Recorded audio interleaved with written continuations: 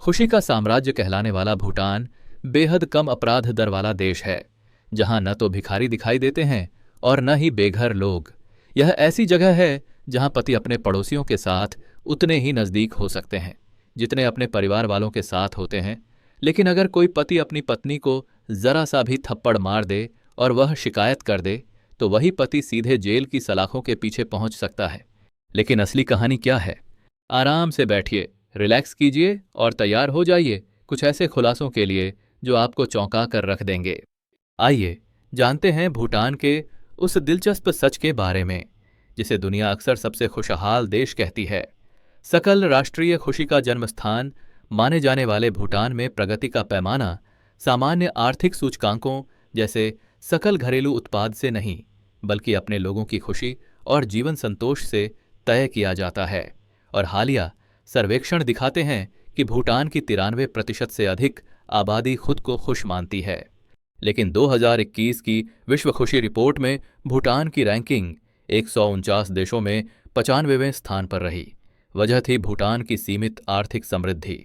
इसके बावजूद भूटान के राजा का विश्वास है कि सकल राष्ट्रीय खुशी सकल घरेलू उत्पाद से कहीं अधिक महत्वपूर्ण है। भूटान का जीवन सरल और संतोष भरा है।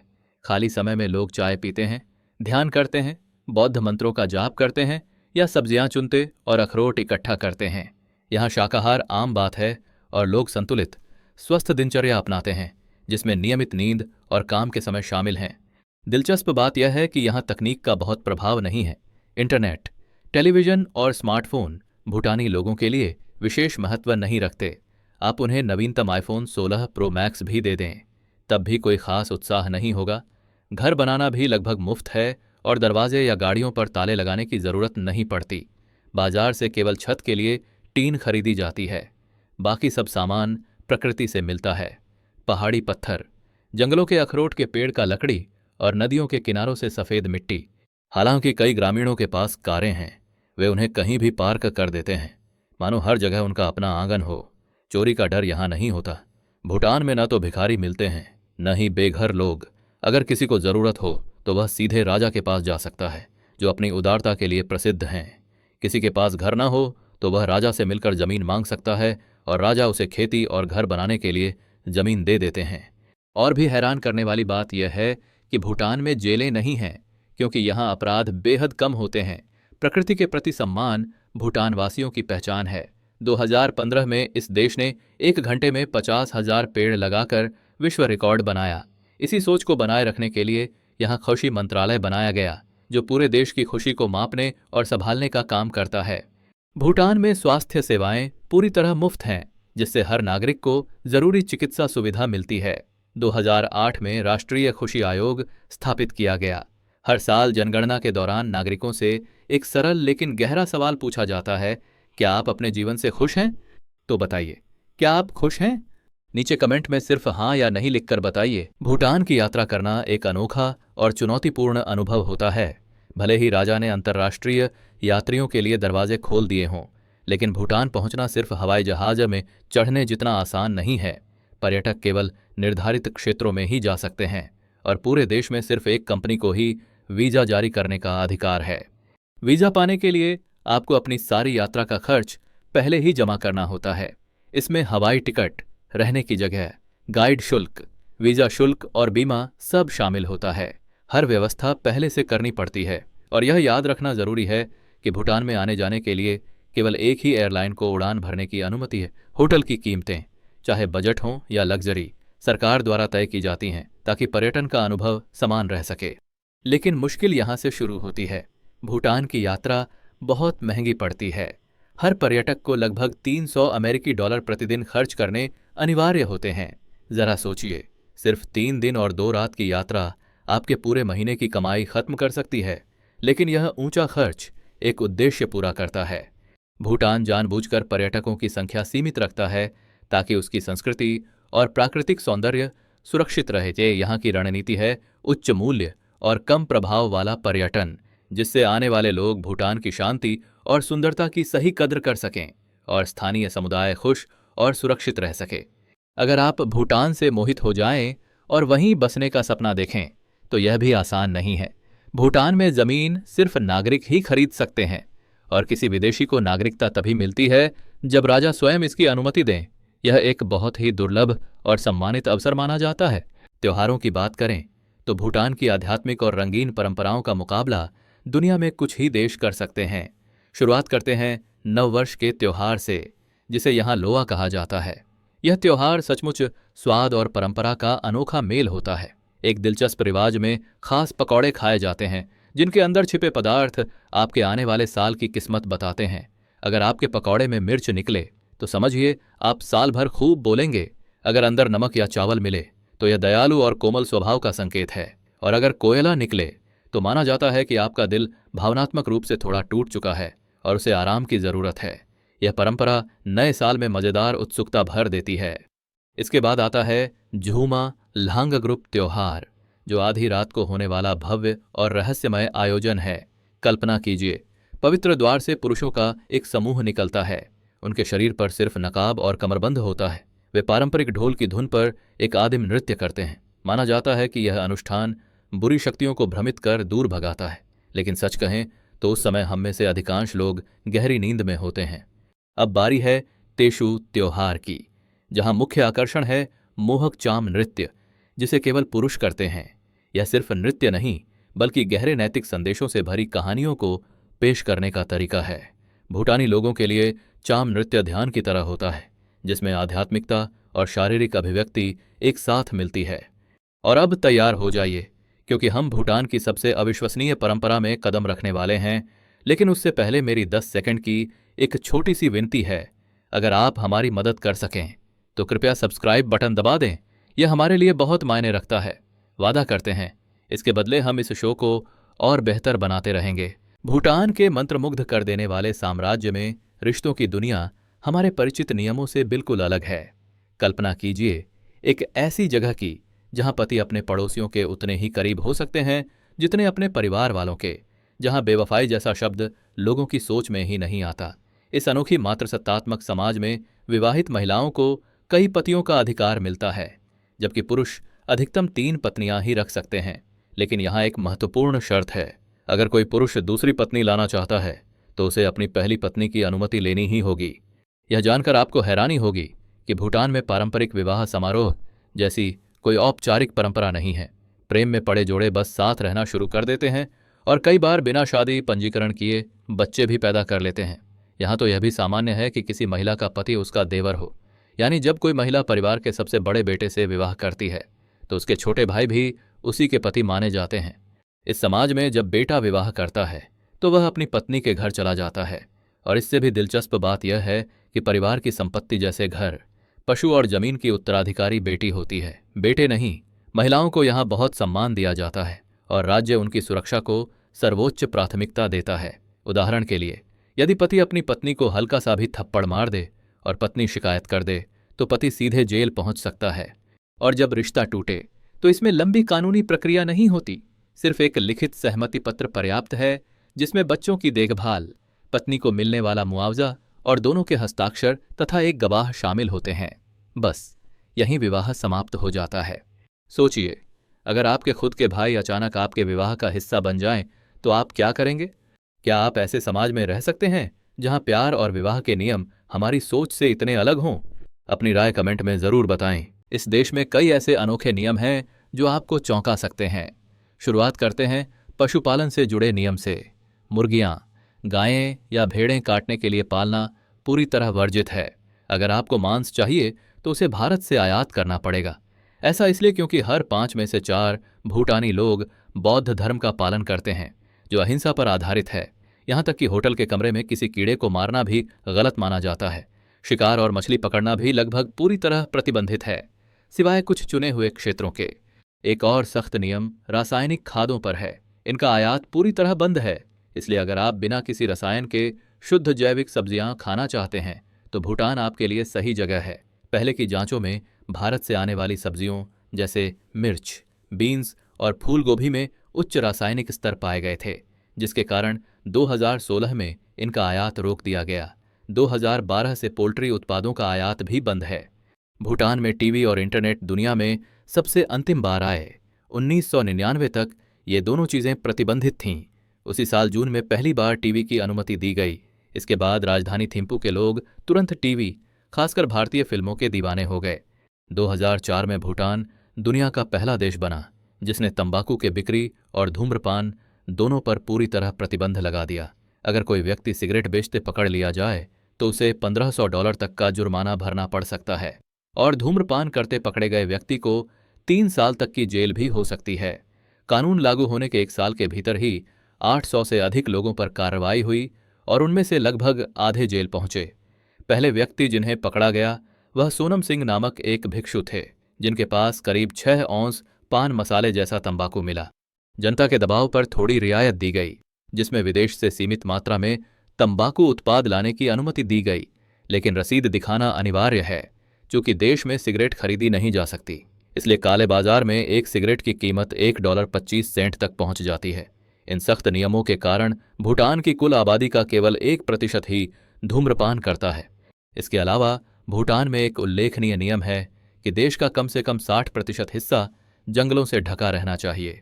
बिना विशेष अनुमति के पेड़ काटना अपराध है और इसके लिए जेल भी हो सकती है।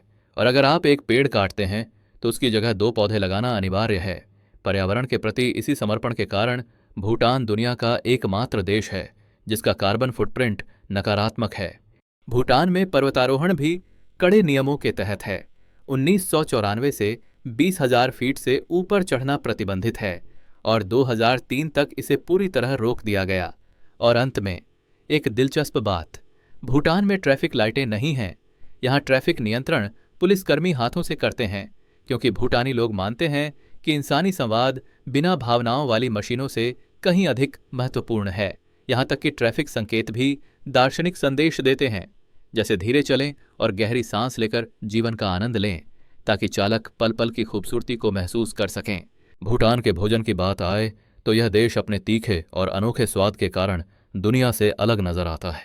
अगर आप मिर्च कम खाते हैं या मक्खन से परहेज करते हैं तो भूटान की यात्रा पर जाने से पहले 2 बार सोच लें। क्यों? क्योंकि यहाँ लगभग हर व्यंजन में भरपूर मक्खन इस्तेमाल होता है और मिर्चें मसाले नहीं बल्कि सब्जियों की तरह मानी जाती हैं। सूखी मिर्च, ताजी मिर्च, हरी, लाल और कटी हुई मिर्च तक भूटानी व्यंजन इन आग जैसे स्वादों पर ही आधारित होते हैं जिन्हें अक्सर भूटानी चीज के साथ मिलाया जाता है। ये व्यंजन सिर्फ स्वाद नहीं देते बल्कि आपके स्वाद केंद्रों को सचमुच जला डालते हैं।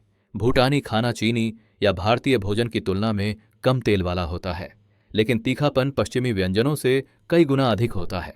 शुरुआत करते हैं साकम पा से, जो सूखे गोमांस, सफ़ेद साकम मिर्च और मूली से बनता है। इसकी खासियत यह है कि मिर्चें पूरी की पूरी डाली जाती हैं, काटी नहीं जाती, जिससे स्वाद और तीखापन दोनों बढ़ जाते हैं।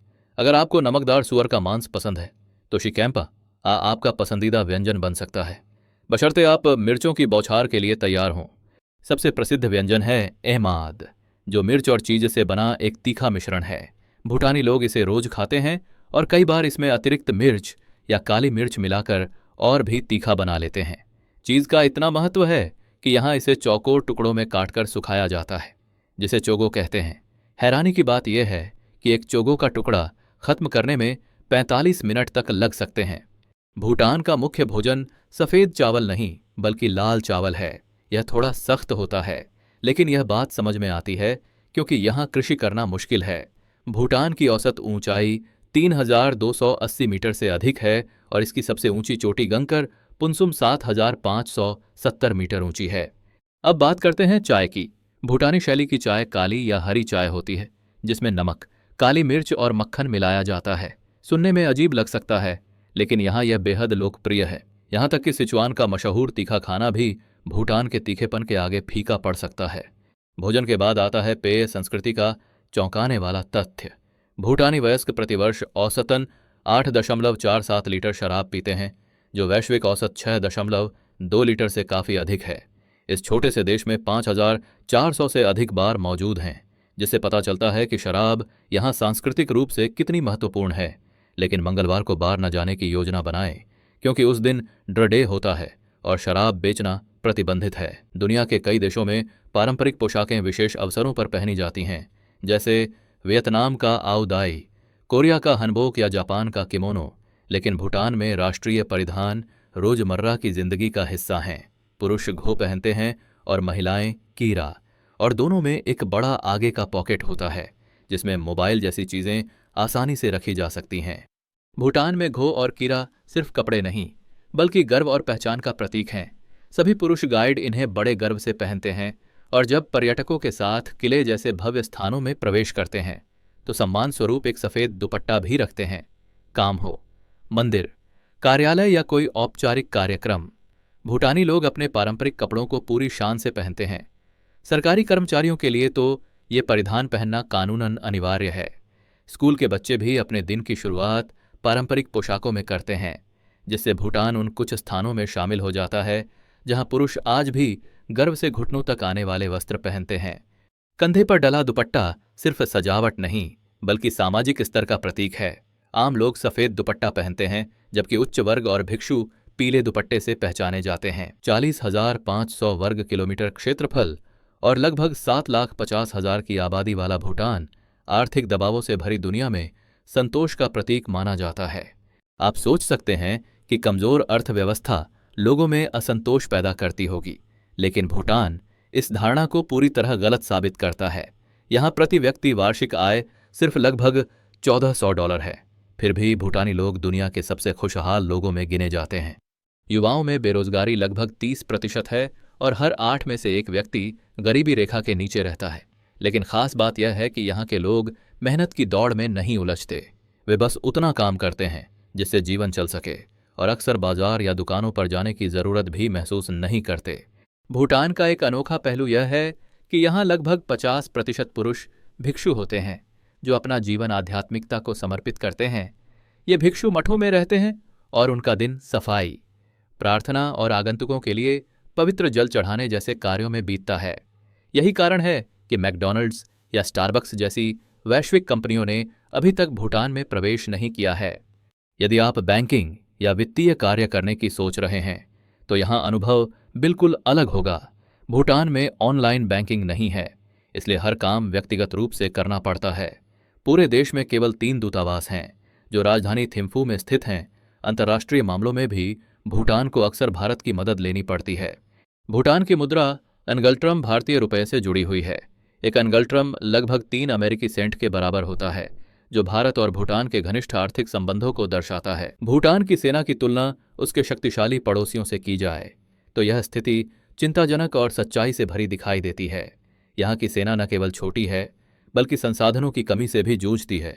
यदि कभी युद्ध की नौबत आए तो भूटान की कमजोर अर्थव्यवस्था उसकी सैन्य क्षमता को और अधिक चुनौतीपूर्ण बना देगी। भूटान की सैन्य शक्ति दुनिया में सबसे निचले स्तरों में गिनी जाती है। यहाँ व्यावहारिक रूप से वायुसेना नहीं है, केवल कुछ छोटे परिवहन विमान हैं जो मुख्यतः बचाव कार्यों में उपयोग होते हैं। समुद्री क्षेत्र न होने के कारण नौसेना भी नहीं है और सेना में भारी हथियारों की भी कमी है। यहाँ तक कि एक भी टैंक मौजूद नहीं है। पूरी भूटानी सेना में केवल 7,500 सैनिक हैं, जिनमें से कई का काम सम्मान, गारद या राजा की सुरक्षा करना है। सैन्य सेवा पूरी तरह स्वैच्छिक है और भर्ती की न्यूनतम आयु 18 वर्ष है। देश का कुल वार्षिक रक्षा बजट सिर्फ लगभग $10 मिलियन है, जो मुख्य रूप से सैनिकों की वर्दियों और बुनियादी जरूरतों पर खर्च होता है। इसकी तुलना रूस के $155 बिलियन के रक्षा बजट से करें, जो उसके राष्ट्रीय बजट का बड़ा हिस्सा है, तो अंतर स्पष्ट दिखाई देता है। भूटान की स्थिति को और कठिन बनाता है इसका भूगोल। यह 2 महाशक्तियों चीन और भारत के बीच स्थित है, जिनके बीच सीमा विवाद और सैन्य तनाव लंबे समय से जारी हैं। दोनों देश समय समय पर भूटान की सीमाओं के पास सैन्य अभ्यास करते रहते हैं, जिससे भूटान लगातार असुरक्षा की स्थिति में रहता है। एक पुरानी कहावत है, जब हाथी लड़ते हैं तो घास ही कुचलती है। यह भूटान की वास्तविकता को पूरी तरह दर्शाती है। शांति अभी तक कायम है, लेकिन यदि कभी युद्ध छिड़ा तो परिणाम भूटान के लिए बेहद विनाशकारी हो सकता है। सच यह है कि भूटान किसी भी सैन्य संघर्ष का सामना नहीं कर सकता। यदि आपको आज का वीडियो पसंद आया हो तो कृपया लाइक बटन दबाएं और चैनल को सब्सक्राइब करना न भूलें। आपका समर्थन हमारे लिए बहुत मायने रखता है। अभी आपकी स्क्रीन पर दिखाई दे रहे वीडियो पर क्लिक करें। यकीन है वह भी आपको पसंद आएगा। नीचे कमेंट करके बताइए कि अगला देश कौन सा देखना चाहेंगे। देखने के लिए दिल से धन्यवाद। अगले वीडियो में फिर मिलते हैं। देखने के लिए शुक्रिया। अगर आपको यह वीडियो उपयोगी लगे तो कृपया इसे लाइक करें, सब्सक्राइब करें और घंटी बजाएं ताकि आप कोई भी नया वीडियो मिस न करें। मिलते हैं अगले वीडियो में।